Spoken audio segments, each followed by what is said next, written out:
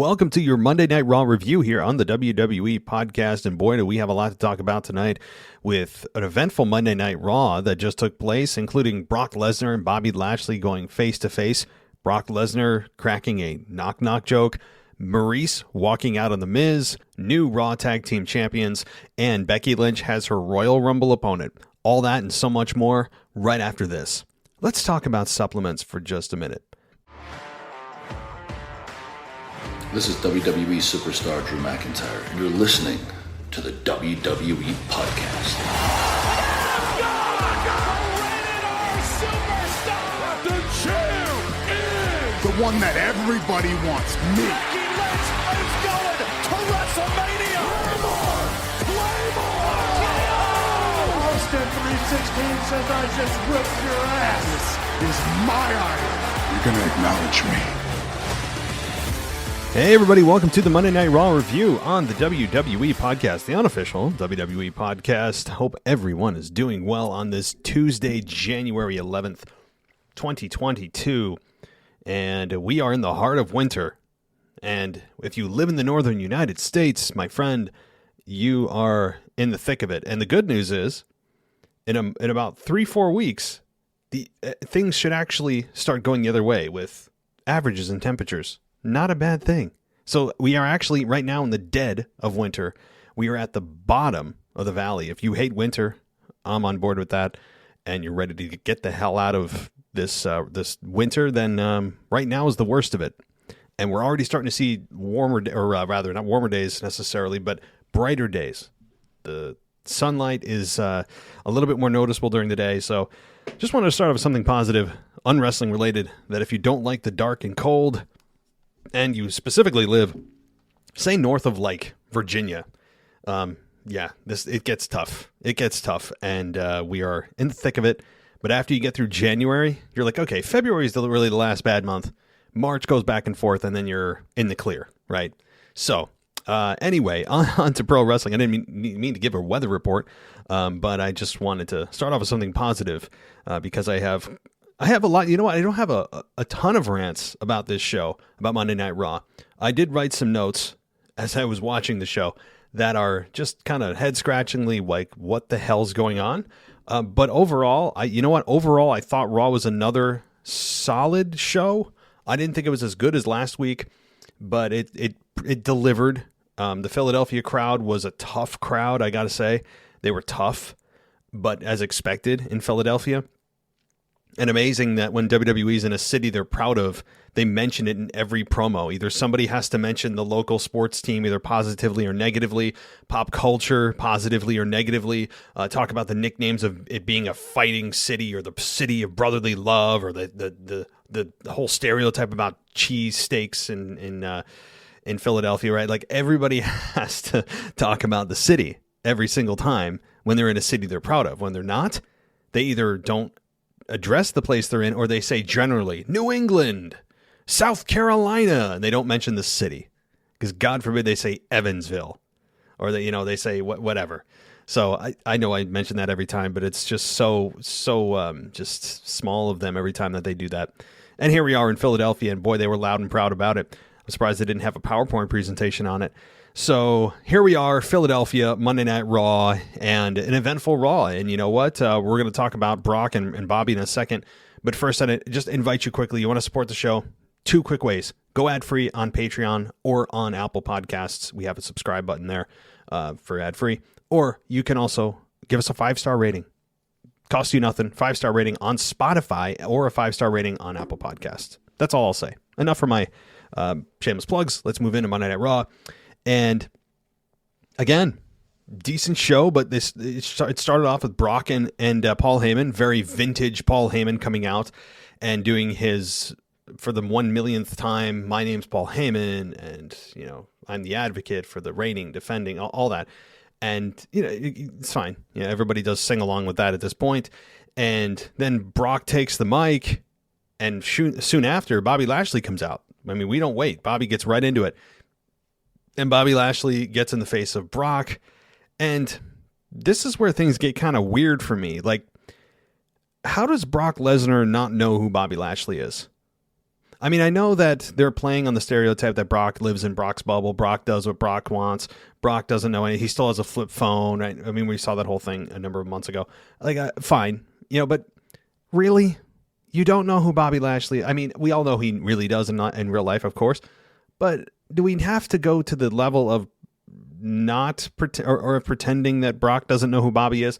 To be honest, I don't think that's a good way to go. Because what they're trying to do, of course, is make Brock look like the bigger star. And you know what, he is. But you want to also elevate your opponent and make this match feel as big as possible. In order to do that, you want to be able to give credibility to both individuals, not just your bigger star. And when you have your bigger star saying they don't know who your little star is, your smaller, your less magnified star is, then you're doing that at the expense of that of the secondary individual. Why? To what? Further the Brock narrative that he's the guy that lives in his own bubble and only Brock knows who Brock is. Like that to me, that's a net negative for what you think you're gaining of building Brock's personality. You're also taking away of Bobby Lashley's credibility, because Bobby Lashley's been around for 20 years. And I don't think anybody believes, even in storyline, that the Brock Lesnar character doesn't know who Bobby Lashley is. I mean, it's a joke. It's an absolute joke. Like, no, we don't. And, I also think that the crowd wasn't really into Brock's jokes and things. And I think it did actually disrespect Bobby in a way, in a way that it did hurt his character. I mean, if we wanted to make this feel as big as possible, wouldn't you want Brock Lesnar to be the one to say, I've been waiting for this too, or that I've seen our careers paralleled, all this kind of thing. And instead they just went the Brock Lesnar egomaniac in a babyface paint, in a babyface, I guess, rose colored glasses way. They went that road. Like, Brock Lesnar right now is an egomaniac, but in a kind of likable way. And it's, to me, I don't know. I don't think it was the right approach for this face-to-face, a face-to-face that many people have been waiting for forever. And all of a sudden we were supposed to, we get the narrative that Brock doesn't know who Bobby is. Come on. I didn't like that. But still cool that they're face-to-face. It has been a 20-year somehow avoidance of one another. Brock's message that he has been winning championships, which is why he hasn't been in the same stratosphere as Bobby, because Bobby hasn't been. That is, to me, that I understand. That makes sense. But Bobby Lashley, again, is a physical specimen of otherworldly proportions.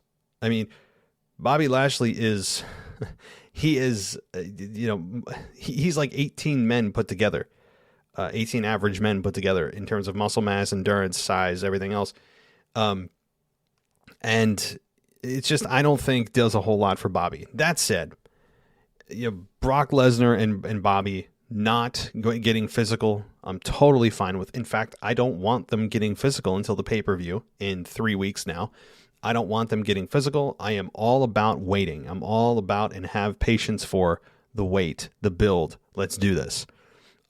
Eventually we, of course, will get to MVP versus Paul Heyman. That will be a war of words worth watching. Maybe that'll come next week or the week after. And no doubt about that. Now, we did get Shelton and Cedric backstage before this whole thing went down, pleading with, or just assuming that the Hurt Business was back together. Now, what made them believe that, I don't know. This has just been the most convoluted, bizarre breakup, back together, now official breakup again of the Hurt Business, of which a group that should never have broken up to begin with.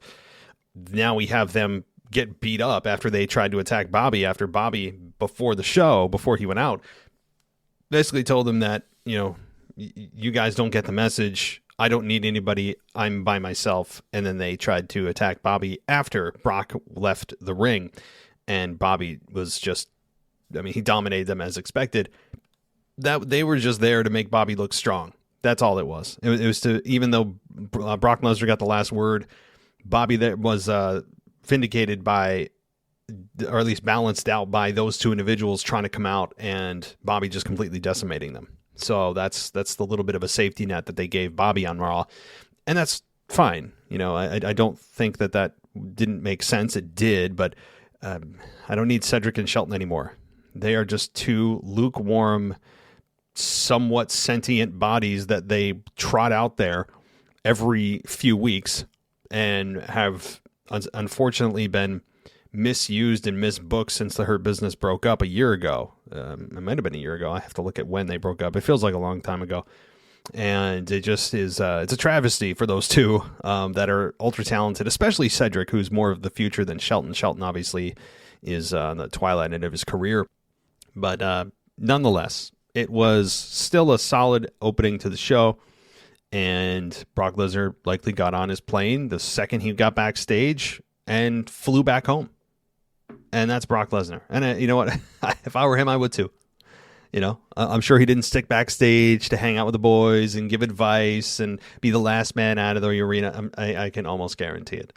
And that's fine. It's cool. That's who Brock is. And this new iteration of the Brock Lesnar character, I'm starting to warm up to it a little bit. The cracking jokes thing is, I don't know. He's not a totally different character. Like, he still can be serious when need be, and his in-ring work is still very good, and he still is a beast in the ring. It's just kind of like this extra outer layer that has been added to the Brock Lesnar character that once you pierce, you get the serious Brock that we've all seen before and seen for 2 decades now. But it's that extra outside layer of the onion. That's the food I'm thinking of. But it's that layer that somehow was added. And they decided to add. Brock Lesnar or Vince or whoever decided to add. And it's just another part of his character, another part that they want to explore before they aren't able to have him around anymore. He's not going to be around forever. This guy is not young. I mean, let me Google this because I want to know offhand. Brock, how old is Brock Lesnar? He is 44. All right, so Brock Lesnar is 44 years old.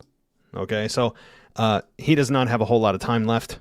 I would say, maybe if he hangs around in WWE on a part-time basis, maybe like a few years. I wouldn't say he makes it to 50. I would say 46, 47. That's my guess. But he doesn't need the money at this point, unless he's just trying to stockpile it. But who knows?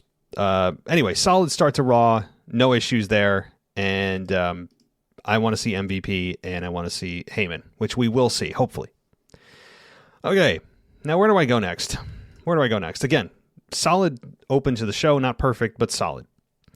And I'm very scared of where to go next. Okay, let's start with let's go with what happened next. The Raw Tag Team Championship. Alpha Academy defeating RK Bro via pinfall to win the titles. So, Randy and Riddle lose the belts.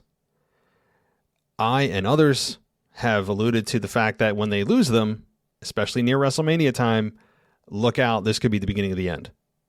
And this very well could be. Don't forget, too, the Rumble is in St. Louis. Now, whose hometown is that? Out of Riddle and Randy. Right. Randy Orton's hometown. So, that would lead me to believe perhaps we get a Riddle turn to gain sympathy on Randy in his hometown, because trying to turn Randy in his hometown again, fans may not react the way that you want them to in his hometown. Like, I mean, if a wrestler's from a specific city and you go to that specific city and you try to get them to boo that person, it's not very easy to do. I've seen it done, but it's not easy. And I wouldn't try to swim upstream needlessly. So to me, unless they're not going to do a turn at Rumble, then don't do it at all, unless you're having Riddle turn on Randy in St. Louis. To me, that's the best option here. My guess is that they get that rematch against Alpha Academy at the Rumble, and then they lose that rematch, and then Riddle turns on Randy at the Rumble. That's how I think it goes, because they'll get the rematch and they'll be back together next week, and saying that they'll be fine and all that stuff, and we need to get these belts back and that kind of thing. So, and also don't forget, Randy said to Riddle that what do we do when we're in trouble? What do? We tag in Randy. And that's exactly what Riddle did, and Randy lost the match clean to Otis. And Otis beat him essentially with a World's Strongest Slam. I mean, it was one move and done. I like that. I like when finishers actually once in a while, only one of them causes a pinfall, as it should. Otherwise, why call it a finish? I mean, start naming the moves just like false finish 1, false finish 2. I mean, why even call them a finish if they truly don't ever finish the match? I mean, at this point, Dolph Ziggler should just call the zigzag transition move 1, transition move 2. I mean, like, what? You know, zigzag has got to be one of the most kicked out moves, finishes of all time. But, so that's my guess. That's how I believe it happens at the Rumble, is Riddle turning on Randy. So we'll see if that happens. But this overall was a decent match. You know, anytime you have Riddle and Gable in the match, I mean, these two are ultra athletic, true athletic backgrounds. I mean, you know, these aren't two guys that they just picked up off the street, you know, some bodybuilders. These are two credentialed athletes, and you get them in the ring, and it's just another world. Most guys can't hang with them, and they are. I mean, you have one true Olympic athlete in Chad Gable, and the announcers put him over like $1 million. They did a nice job about talking about his achievements and saying how, you know, winning a state championship is one thing, but going to the Olympics is a whole different thing. And it's true. I think it was Jimmy Smith who put him over. So good stuff here. So yeah, Riddle and Randy RK Bro are no longer your tag team champions. Okay. Let's see. What do I go with next? Let's talk about Nikki ASH. Let's talk about Nikki. Let's talk about Rhea. Because I like this. I liked this. You heard me right. I didn't stutter, and you didn't have your audio skip. I liked a segment in which Nikki ASH was a part of it. Why?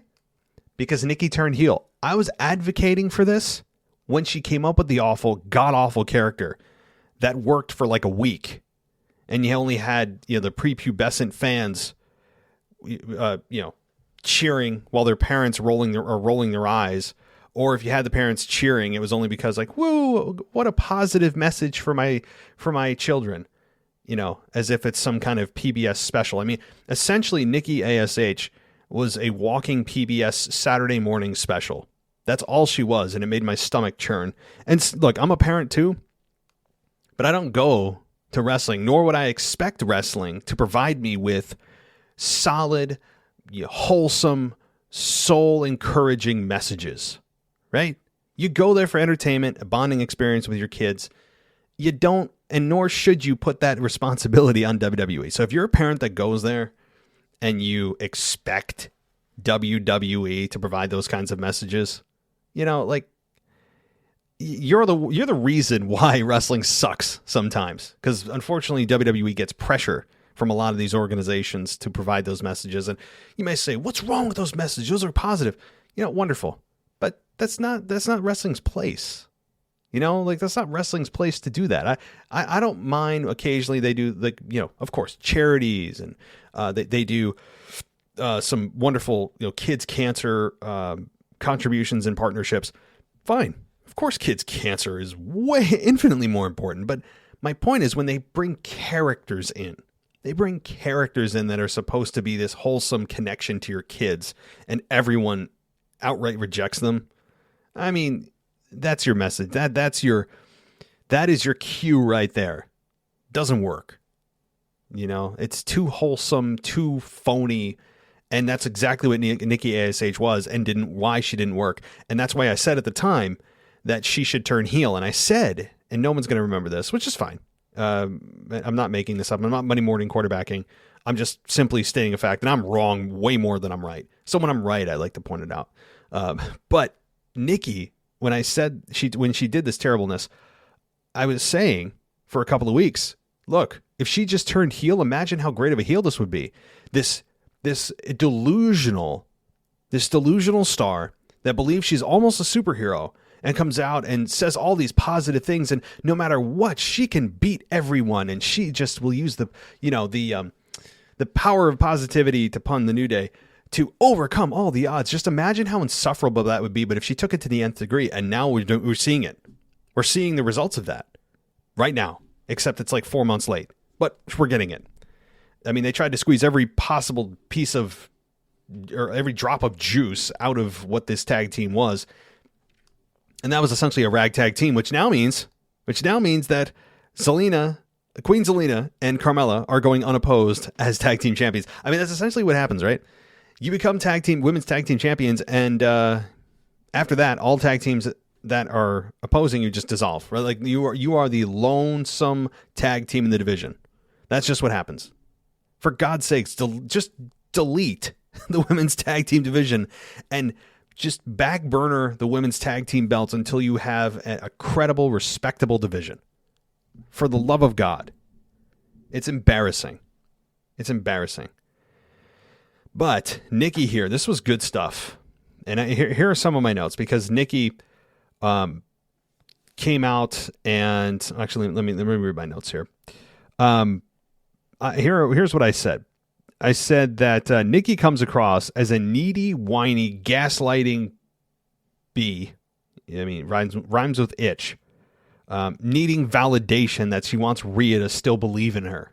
And that's exactly what I said. Before she actually made the turn, that's exactly what I said. She's a needy, whiny, gaslighting, I'll just say, witch, needing validation that she wants Rhea to still believe, says she still believe in her. So she's trying to compel speech from Rhea, need that validation. She's like the awful person you're trying to break up with, and they're saying it's your fault without saying it's your fault. And it's just like this whole gaslighting situation. Like it's like the worst possible person. She was coming across just so needy and clingy and like, why don't you like me? And no, we can still be like all this stuff. Right. And I'm thinking to myself, if they're seriously trying to keep her baby face here, how, who is possibly writing this? It can't be a human being writing this. And lo and behold, Nikki after that, and they agreed to be friends after Nikki said, okay, we can still be friends, after Rhea said it just, we need to go our separate ways and we'll still always be friends and all this. Nikki went to cheer to the crowd and she put her hand up and the crowd just didn't do anything. They kind of booed. I was thinking this was a very interesting situation because honestly, no matter what they did here, I believe that Nikki would have been booed no matter what. And Rhea would have been cheered through the roof.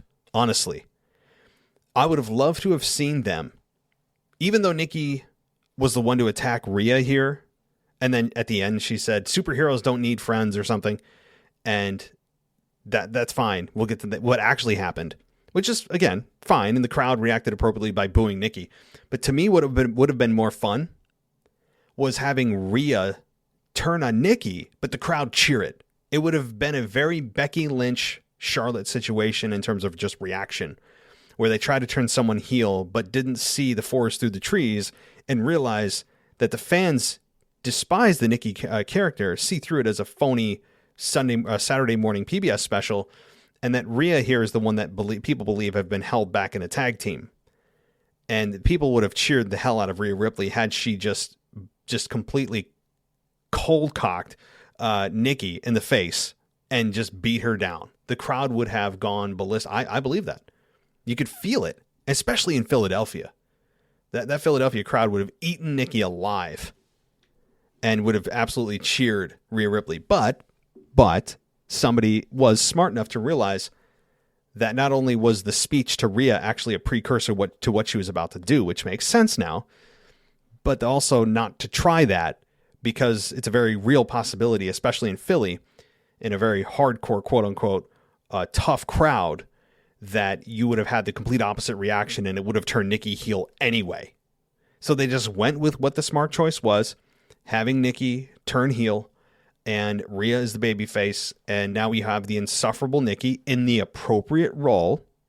So now she's acceptable and believable as this delusional, almost a superhero character who just always thinks that people are admiring her, always thinks that people are rooting for her, and there's nothing that can stop her or get her spirits down. Like, how much do you want to knock somebody on their ass now, right? Somebody that is actually like that, which she was really to begin with, but they somehow formed it into a babyface character. Now it's a It's a heel character, and much more appropriately so.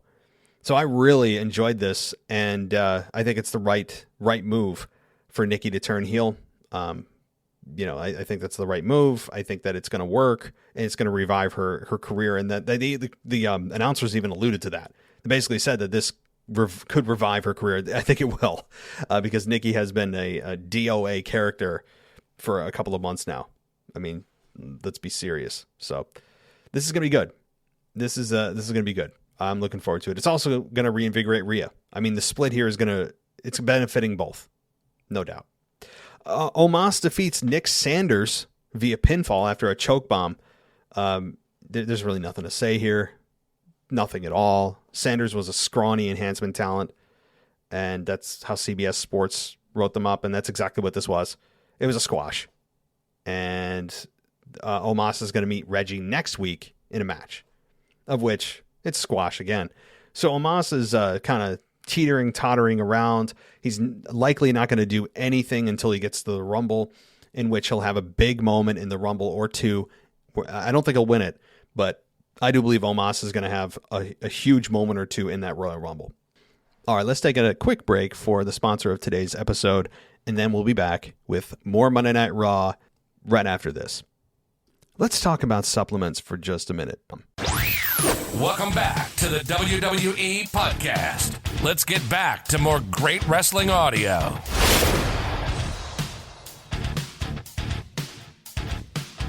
All right, let's talk a little bit more about Raw. We got more stuff to talk about. We got more stuff. So let's start out with something a little less significant, though. Apollo Crews, Ziggler, Rude defeat the Street Profits and Damian Priest via pinfall when Ziggler pinned Angelo Dawkins with a zigzag. So I guess I eat my words this week. I did not see the finish of this match. I saw some highlights, but I actually didn't see out of those highlights the finish. And so I eat my words that the zigzag is the most kicked out finish of all time. Although, okay, he gets a finish. The zigzag used once for a finish out of like 100 times. This is like 1 to 100 ratio. So lightning strikes with the zigzag, and then the other 99 times he uses it, it will just be a transition move. Fine. Fine. The zigzag gets a actual W this week. I guess even losing finishes have to get a win every once in a while. And boy, you got to say that the Street Profits are on the descent right now in terms of wins and loss records. But Ziggler and Rude, boy, they actually seem to be getting a quote unquote push. Do they? Is this a mirage? What is this? Is this real? I don't know. We'll find out. But them beating the Street Profits, it's significant. And and Damian Priest, of course, too, is on the losing end, but not taking the pinfall himself. It's still significant when you think about it. And we'll see if this puts them in line. Ziggler and Rude in line for another, perhaps another tag team title match. It's possible. Apollo Crews is along for the ride right now, and boy, he is. I really am sad about where Apollo Crews lives right now, because Apollo Crews, what he showed last year before WrestleMania with his match with Big E, and that was such an excellent build to that match, an excellent build. I remember how great it was. And you had Apollo Crews just come out of nowhere with this heel gimmick and just shine. And since that time, after Mania, it's been slowly getting worse and worse for Apollo. And I don't know why or how. He's incredible athlete. He's got a solid character. He knows who he is. He's a good heel. He's got a bodyguard to boot. And they've just essentially sidelined him for 6 months, and I don't know why. That's just kind of WWE's thing. They just take somebody and rotate them into the bullpen and let them sit there and rot away for a while. And when they decide they need them, they pull them back out and dust them off. And they give you enough shine to make you relevant again, and then you sometimes go right back in. It depends. It's a bizarre system here. But Apollo Crews, to me, is a completely underutilized talent, and it's a shame that they're not doing more with him. I'm a big fan of Apollo Crews, at least since he's made that heel change. Okay, when he was just smiling, insufferable Apollo Crews, just kind of the generic smiling babyface Apollo Crews, I didn't like it. When he made that flip the switch went off for me. So, okay, let's talk a little bit more about a couple of things. Number one, Seth Rollins and Big E. So here's what I have in a couple of my notes here. I was appreciative when Seth came out and the crowd was appropriately responding to him, booing him. And Seth knows how to work a crowd. He's an expert at this point. He is coming into his own. Said that a million times. Lost some momentum over the last several months. Seems to have at least kind of found the road again. And he, along with management, it seems like, have at least decided to address the elephant in the room of how did I get this Universal Championship match? Well, Seth's answer was, I don't know if I'm getting this exactly word for word, but it's close. He said that he took things into his own hands. What?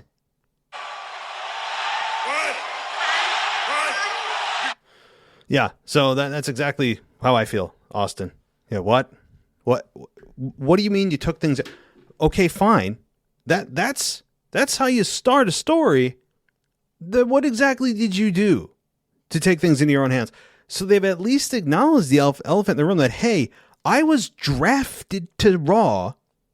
I cannot be a participant on SmackDown because of the draft.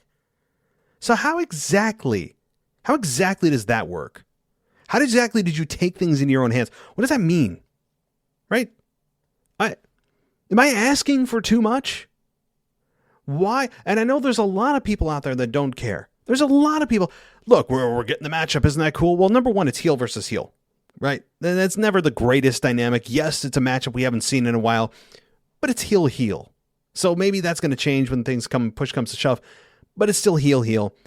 It's always kind of weird, but I'd accept it if they'd at least explain it. Explain it to me. Was there a one-time exception in the contract of Seth? Where exactly did Paul Heyman advocate for him? He says that he didn't need a snake oil salesman, but what happened here? And apparently he just taking things in my own hands.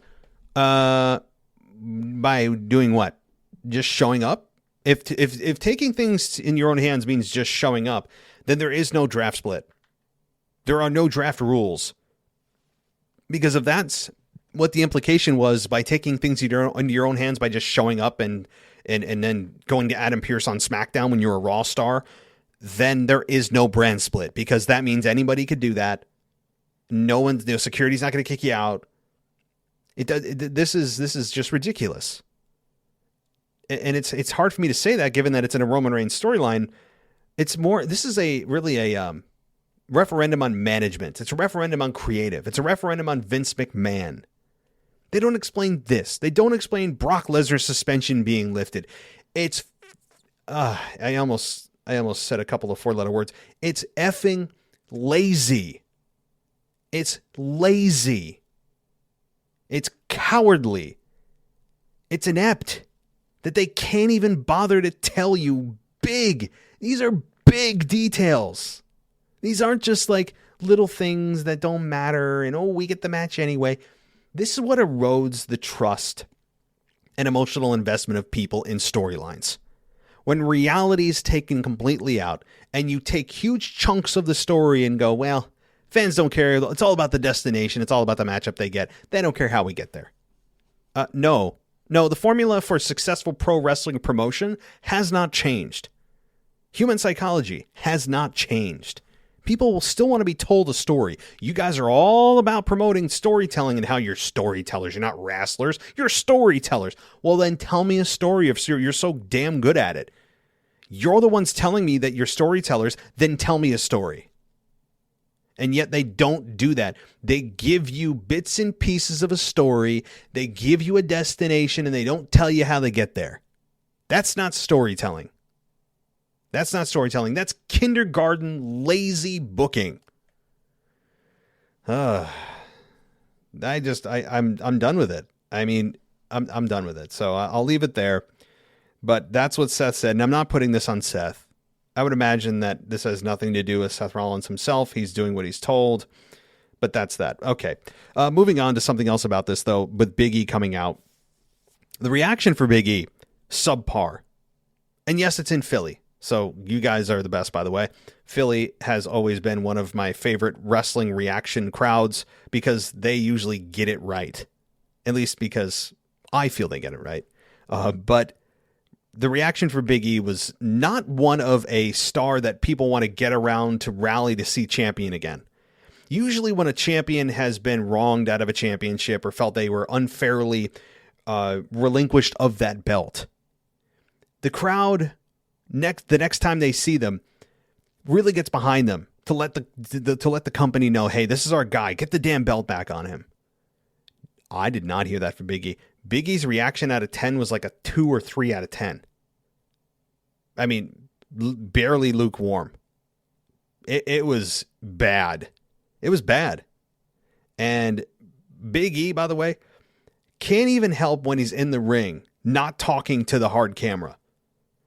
He has been so trained and ingrained in his brain that he must be facing the camera at all times, even if he's talking to somebody. He is the most egregious, just obnoxious promo to date when it comes to, from a production standpoint, not from a content perspective. He's decent in his content that he says. He's charismatic. He's bombastic. He's all these wacky things sometimes, although a very serious tone has finally shown itself in Big E, and that's good. But he can't even help himself when he's talking to Seth. He's looking at the hard camera, not even looking at Seth.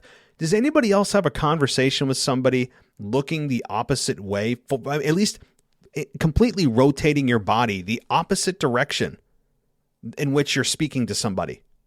He can't even help him. I understand the hard camera it's the audience's eyes, and they are trained very well to make sure that every time that they have anything, any big moments, their promos, everything is directed and tilted towards the hard camera. I understand that. That is completely just, it's a part of their DNA. It's so hardly and roughly ingrained into them. I get that. But Big E just is the most transparently awful at it. I mean, jeez. But beyond that, here's another part I didn't like about this as I continue to rant about this specific segment. Whatever happened to Sonya Deville and Adam Pearce making the matches? Whatever happened to contract signings? Or are they only relevant when it comes to championship matches, of which the match has already been made? And then they go back and, I guess, just as a formality, have contract signings.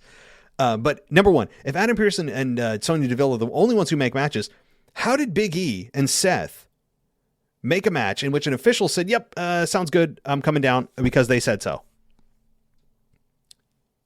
I'm how does that happen, right? How many times have we been told Seth, or rather that Adam Pearce and Sonya Deville are the ones that make the matches around here? We've heard them say that innumerable times backstage to stars. And yet Seth and Big E immediately made a match on the spot. No questions asked. The official just comes out there like a good soldier and considers this a real match. There's no contract signing, which always makes you wonder why contract signings even happen if there was no contract here signed. I mean, that you could say that about every match, but especially impromptu matches, because there's no time to sign a contract. Did they sign it afterwards? I know I'm really ruining some of the logic of pro wrestling, but sometimes things need to be called out here, and especially when on your own show you're saying that the WWE official are the only ones that make matches, and yet you have certain stars that just make the matches and no one questions it. It's got to be called out. Sorry, it does. All right. Alexa Bliss. Alexa Bliss. Oh, wait. Before I get to Alexa Bliss, I do want to, because some of you do come to me for the Raw review in terms of the results. Seth Rollins defeated Big E via pinfall after a stomp.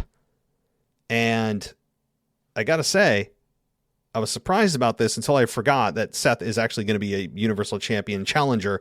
You have to make him look as strong as possible. If you're in an actual big match at the pay-per-view coming up, you will win every match going up to that, usually, to make you look as strong as possible to face your opponent. And so I was shocked until I realized that. I also like how the stomp is being protected. Again, one finish to a pinfall. Great. Good stuff. On board. Bravo on that. And again, great match. really good match between these two. I mean, I never complain about the quality of the matchup, just the production, the Big E camera stuff, the logic of matches just being made, even though we're told that they can't do it. All that stuff, the reaction to Big E, that's the stuff I'm attacking, not the work of these two individuals at all. Okay, but yes, so we had Alexa Bliss return in a therapist's office as her quote-unquote journey to Raw. We should have been a little more privy to that. The journey to Raw, not her return. Her journey back to Monday Night Raw began in a therapist's office in which the therapist showed her in kind of a doctor. I was worried they were going to do like a Dr. Shelby kind of thing that they did with Daniel Bryan and Kane back in the day, trying to make it humorous. And it wasn't humorous at all. It was supposed to be taken seriously, where we had Alexa Bliss shown the footage of Charlotte tearing up her doll, and that made her essentially psychotic, right? And it just made her throw everything around the room and just act like a crazy person. And she is the exact same Alexa Bliss, by the way. So all of us that were wondering if she was going to be different, back to the goddess, or go darker, or a hybrid. My prediction was a hybrid. Nope, it's the same Alexa Bliss. Same Alexa. So it's her. And it's the same one. For better or worse, we'll find out. But so this made her psychotic, and she screamed to end the segment. I don't hate this. It's, first of all, it's just good to see Alexa Bliss back on my screen because she's a fun character. She seems like an actual decent human being as a person. I have nothing but respect and love for Alexa Bliss as a person and a performer. But, some are going to be disappointed that it's not some kind of different character at all. I mean, it's essentially the exact same outfit, everything, same makeup. Nothing has changed. Again, we haven't seen her officially return, but you would think that one would connect the dots, to having Alexa attack Charlotte upon her return. That's what one would tend to believe, right? Except here's the problem. Charlotte's on SmackDown. Oh, wait, that's not a problem. Because she's on a different brand. Whoa, who cares? Who cares? That doesn't matter. There's a brand split only when they need it to be called a brand split. Otherwise, guys, you can go over here. You can go over here. We won't explain to anybody. So, hey, I would have said in normal world that that's a barrier to this program happening. It's not. Alexa Bliss versus Charlotte will happen. It will happen. It may happen immediately. It may wait till towards WrestleMania, but it's not a barrier to entry anymore because nobody bothers to explain why people are on their opposite shows at all. And so if Alexa just returns as this even more enraged character, then she may temporarily feud with someone on Raw until she attacks Charlotte, maybe at the Rumble or beyond. So that's I'm guessing where they're going. You can't have this open-ended program with Charlotte, who tore up Lily, and have her not try to avenge Lily by going after Charlotte. So somehow, some way, Alexa will make her way to SmackDown, and that will be fun, I guess, if you don't care about the rules of a draft. All right, let's see. Edge and Beth Phoenix won a war of words with Miz and Maurice. So really, this was just essentially the men putting over their women. And I have no problem with men putting over the women. I think it's great. Like, I have no problem with that.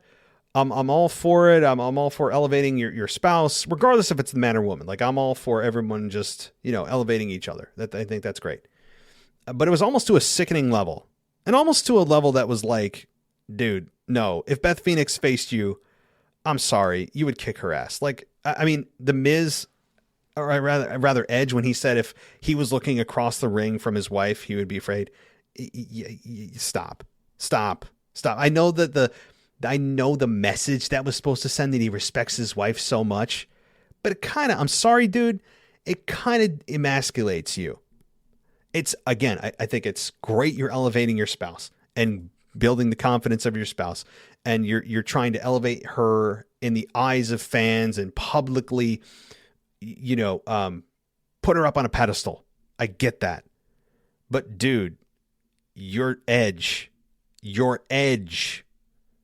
and if you faced your wife in a ring, and if I ever saw her beat you, I would stop watching pro wrestling. You're kidding me. Because she has thighs that could crack a coconut. I mean, come on. I mean, that was a fun line. It was funny. And I like Edge. Huge fan. And I love his entrance. Is one of the best entrance music of all time.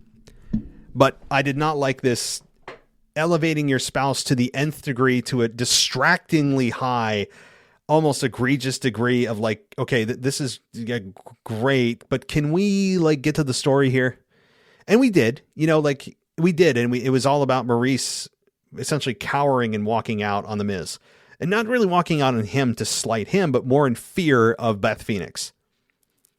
So it was in fear of Beth rather than having, I guess, the perceived problem between Miz and Maurice. That's not the story. It's more of fear, and that Maurice was running her mouth until Beth Phoenix showed up.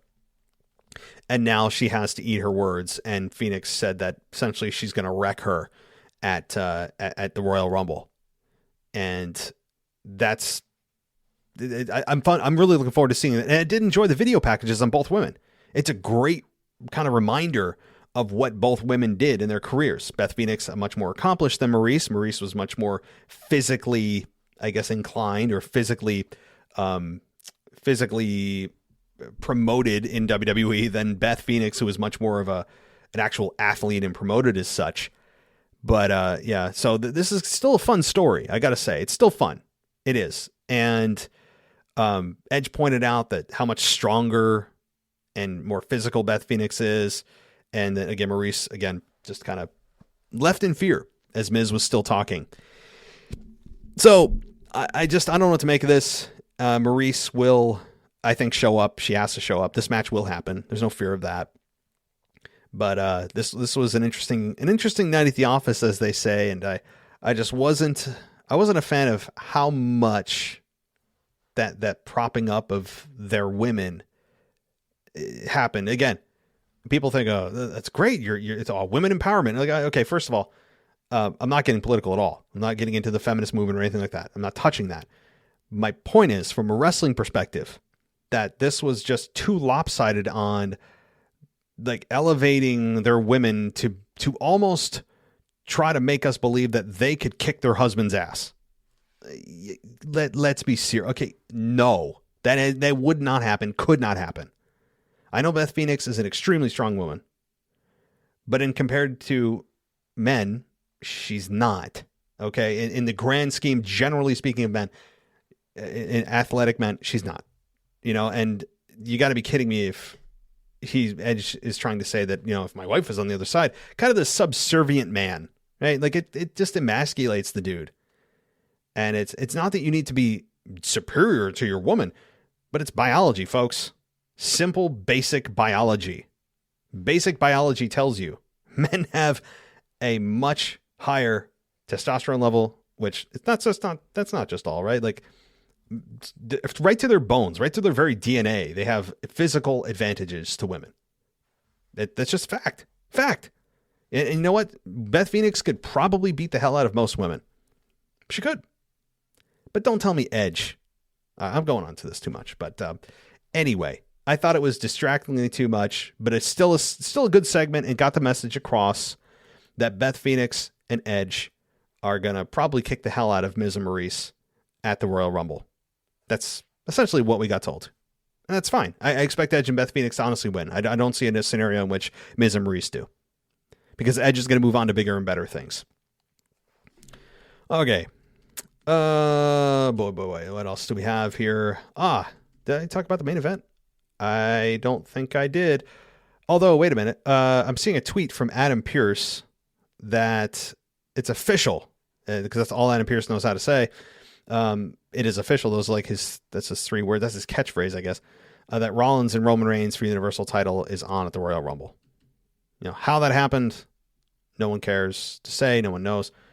Austin Theory took a selfie after AJ Styles was attacked by Grayson Waller during the match. I mean, Austin Theory and AJ didn't have a very long match before Grayson Waller interfered, and Styles and Waller are scheduled for a match on Tuesday's NXT show. So it was interesting. It was cool to see an NXT star on Raw. That can actually happen, It can still happen, as rare as it is. And I liked how they promoted that to get people to maybe tune into NXT to see that match. Good stuff. Austin Theory still worrying about impressing Vince McMahon. I mean, look, Vince McMahon hired you right? Like, he hired everyone else. Why are you the one that you have to continue to impress to keep your job? Why is he not asking everyone else to continue to impress him to keep their job? Why are you being singled out? And I'm glad we didn't see the bumbling, fumbling, mumbo jumbo, raspy voice, subtitles needed Vince McMahon on Raw this week. I was very excited about that. But all right. So AJ Styles is kind of also fumbling around with Austin Theory. Eventually, I think he'll get his victory and go on to bigger and better things, because AJ has been also in a rut, I got to say. Okay. So let's see here. We had the main event, Doudrop, Liv Morgan, and Bianca Belair, and the winner would face Becky Lynch at the Royal Rumble. So let me read the description of CBS Sports and the grade they gave it. So here we go. Doudrop defeats Liv Morgan and Bianca Belair via pinfall when she pinned Morgan with a bonsai drop to win the title. The title shot, I should say. The number one contendership. Belair had the match won after hitting Liv Morgan with the KOD, but Lynch jumped into the ring to break up the pin, leaving Morgan vulnerable to be finished off by Doudrop. After the match, Lynch entered the ring and offered to shake Doudrop's hand before pivoting to an attack, which Doudrop was easily able to shrug off. So, yeah, this was fine. Yeah, and I'm glad that they brought up the fact that Liv Morgan was the one who was about to get pinned, and or she did get pinned, but also the fact that Lynch tried to attack Doudrop and Doudrop fought her off because she went for the manhandle slam and it didn't happen. And I have to say, like, this I don't think is sticking. Okay, the match was fine. Doudrop winning with like the Rikishi had the same finish. There have been many names for this maneuver over the years, but I don't think this is sticking. In fact, I think it's going to be it's going to be a fatal 4-way. I don't see any other way unless they decide to keep it a one-on-one because the other two are going to be involved in the Royal Rumble. Then I see it being fine, and then I understand if it's Doudrop versus Becky, again, another heel versus heel match. They are running thin on baby faces, aren't they? Because we got Seth versus Roman, heel. We got Doudrop versus Becky Lynch, heel. So unless they feel that they're not going to be, if you're a part of a match, you can't be a part of the Rumble. If that's the rules they're going with, then they got to keep Liv Morgan and Bianca Belair out so they can be a part of the Royal Rumble. And I think that's probably what they'll do. As I just said, it's going to be a fatal 4-way. I'm thinking they'll be, if I had to choose only one, they'd probably be more valuable in the Royal Rumble. Especially, God knows that WWE needs the women bodies in the Rumble to hit that 30 number. They're bringing back 10 legends to fill, out of the 30 spots for the Royal Rumble. And so they certainly need bodies in that matchup. So that, I'm going to stick with the one-on-one and put Liv and Bianca in the Rumble to help fill spots. And one of them could win. I'm not saying they're just warm bodies. They could easily win. Honestly, both of them have arguments to be made to win. Now, here's what CBS Sports said about the entire Monday Night Raw show. So I think I covered everything in Raw, but here's what CBS Sports did to wrap the whole thing up, and I'll give my wrap up as well. They said this was a rare episode of Raw with no storyline running through the entire show.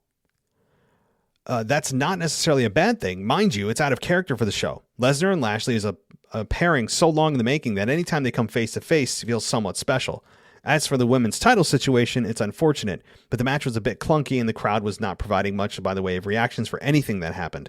Still, Doudrop is a fresh opponent for Lynch, and it's good not to see the lackluster feud between Lynch and Morgan extended any further. So they gave Raw a B as a whole. I'd say C+. I'd actually take it down half of a grade here. The one thing too, Brock calling Bobby a Brock Lesnar wannabe. That was the big line. I forgot to talk about that. But yeah, I'd give it a C+. Like it was average to slightly above average. It was an okay show. And it was, I think it accomplished several goals. It moved storylines forward. It added a couple of matches to the Royal Rumble. It definitely moved things forward. It was eventful. Raw Tag Team Championships being lost for my long-standing Raw Tag Team Championship run. And I say that, again, in relative terms to today's standards of long-term title run. It also created a Raw Championship match for the women's side. It had a breakup of a tag team, another heel turn by Nikki Cross, which I think is well deserved, and I think is going to be very beneficial to her career. So, a decent Raw, an okay Raw, to head into Rumble, which we are only 3 weeks away now. So, that is it for my Monday Night Raw review. Everybody, thank you so much. Consider hitting a 5-star rating and review on Spotify and Apple Podcasts, or going ad-free with us. You can do that directly in Apple Podcasts with the subscribe button. There's an ad-free button at the top of the page, or on Patreon, where you get a Discord server to chat with everybody about wrestling that's on the Discord server at any time. It's a private little chat area, as well as everything ad-free. Hundreds of shows ad-free. So thank you, as always, everybody. Tomorrow I'll be back with the mailbag, so send in your questions, your comments, your concerns to our email at realwwepodcast@gmail.com, and I will be happy to email or read the emails and respond to them tomorrow. I'll try not to do it in 2 parts tomorrow. Last week was a disaster, so I'll try my best, but sometimes it takes hours to get through your guys' content and respond to it. So I appreciate it. I'm not complaining. I do appreciate it. So everybody, thank you so much. As always, I'll talk to you next time. Thanks for listening to the WWE Podcast. Don't forget to subscribe on your favorite podcast app so you don't miss a show, or head to WWEpodcast.com. And for all of these shows ad-free, head over to patreon.com/WWE Podcast. Until then, we'll see you next time.